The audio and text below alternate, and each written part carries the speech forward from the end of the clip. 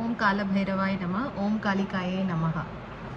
இந்த வீடியோவில் வந்து நான் என்ன காட்ட போகிறேன்னா, சில பேர் வந்து என்கிட்ட கேட்டிருந்தீங்க காளி நமஸ்காரம் அவ்வளோ கிளியராக புரியல அப்படின்னு. அதை எக்ஸ்பிளைன் பண்ணுறதுக்கு தான் இந்த வீடியோ. ஆல்ரெடி நம்ம வீடியோஸில் ஷார்ட்ஸில் வந்து காளி முத்ரா போட்டிருக்கோம், காளி நமஸ்காரம் போட்டிருக்கோம். எதுக்கு இந்த நமஸ்காரம் அப்படின்னா, ஒவ்வொரு தெய்வத்துக்கு முன்னாடி போகும்போது எப்பயுமே நம்ம இப்படி தான் கையெடுத்து கும்பிடுவோம். இந்த ஹார்ட் சக்கரை அனஹத்தாவை டச் பண்ணுற மாதிரி. இது சூப்பரான விஷயம். பட் பர்டிகுலராக ஒருத்தவங்களையும் நம்ம பேர் சொல்லி கூப்பிடுறோம் இல்லையா? இப்போது பிள்ளையாரப்பா அப்படின்றோம், கிருஷ்ணா அப்படின்றோம், ஈஸ்வரா அப்படிங்கிறோம். ஸோ அவங்களுக்கு கூப்பிடும் போது எப்படி கேட்கணும்னு நம்ம நினைக்கிறோமோ அந்த மாதிரி இந்த நமஸ்காரம் வழியாக அவங்கள வந்து நான் உன்னை இன்னும் சீக்கிரமாக வந்து உன்னை அடையணும், நான் உன்னை ஒரு கணமும் நினச்சிட்ருக்கேன் அப்படின்ற மாதிரி நம்ம சொல்கிறோம். சரிங்களா, நான் உன்னை தான் பார்க்க வந்திருக்கேன்ற மாதிரி. ஸோ இப்போ நம்ம காளியோட நமஸ்காரம் பார்க்கலாம்.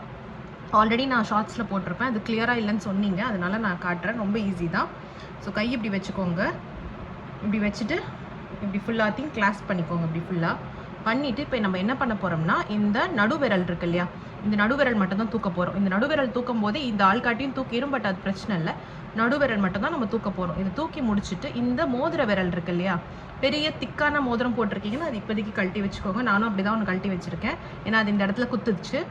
ஸோ இப்போ இது முடிச்சுட்டு நெக்ஸ்ட் என்ன பண்ணுறோன்னா, இந்த மோதிர விரலை தூக்கணும். எப்படின்னா அதை வந்து நம்ம இந்த ஆள்காட்டி விரலால் கிளாஸ் பண்ணிக்கணும். ஈஸியாக இருக்கா? புரிஞ்சுதா? இங்கே பாருங்கள், இப்படி காட்டினா உங்களுக்கு புரியும்னு நினைக்கிறேன். ஓகேவா? ஸோ இப்போ கிளியராக தெரியும்னு நினைக்கிறேன். நான் இப்படி நின்று காட்டுறேன். இப்படி இருக்கிற ஃபிங்கர்ஸை நம்ம வந்து இப்படி கிளாஸ் பண்ண போகிறோம். ஓகேங்களா? இது பண்ணி முடிச்சுட்டு இந்த நடுவிரலை மட்டும் தூக்க போகிறோம். ஓகே, மற்றது எல்லாமே கீழே தான் இருக்க போகுது. நடுவிரலை மட்டும் தூக்க போகிறோம். இப்போது இந்த ஆள்காட்டி விரலை வச்சு இந்த மோதிர விரலை நம்ம பிடிக்கணும். எப்படி? இதை கொஞ்சம் லைட்டாக தூக்கிக்கலாம். ஓகேவா? இப்போது அப்படியே பாருங்கள், ஃபாலோ பண்ணுங்கள். மறுபடியும் நடுவிரல் சென்டருக்கு வந்துடணும். அட்ஜஸ்ட் பண்ணிக்கலாம். நீங்கள் இதை டைட்டாக இப்படி பிடிச்சிக்கணும். புரிஞ்சுதா?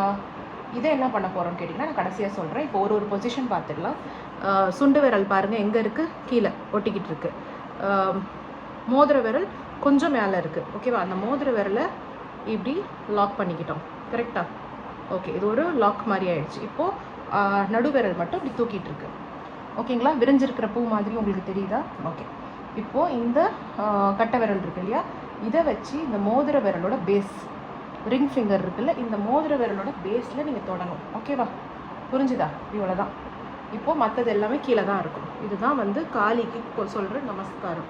இதை நம்ம எப்படி பண்ணணும் அப்படின்னா, ஓம் காளிகாயை நமக, ஓம் காளிகாயை நமக. அப்புறம் நீங்கள் உட்காந்துருக்கிற தரையில் கீழே வச்சு ஓம் காளிகாயை நமக. இந்த மாதிரி ஒவ்வொரு தெய்வத்துக்கும் ஒரு நமஸ்காரம் இருக்குது.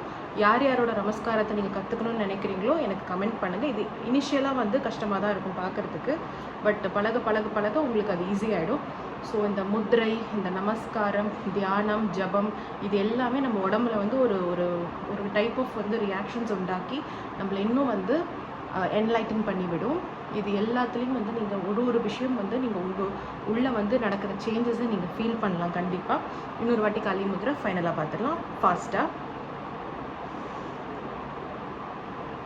ஓகே, இது என்னடா இது இப்படி கஷ்டமாக இருக்கேன்னு நினைக்க வேண்டாம். இனிஷியலாக கஷ்டமாக இருக்கும், அதுக்கப்புறம் ஜாலியாகிடும். அப்போ நீங்கள் வெறும்னே கையெடுத்து மட்டும் கும்பிட மாட்டீங்க. ஸ்பெஷலான தெய்வத்துக்கு, உங்களோட இஷ்ட தெய்வத்துக்கு இஷ்டமாக நீங்கள் நமஸ்காரம் பண்ணலாம். ஸோ இந்த மாதிரி இன்னொரு வீடியோவில் நான் உங்களை மீட் பண்ணுறேன். பாய்.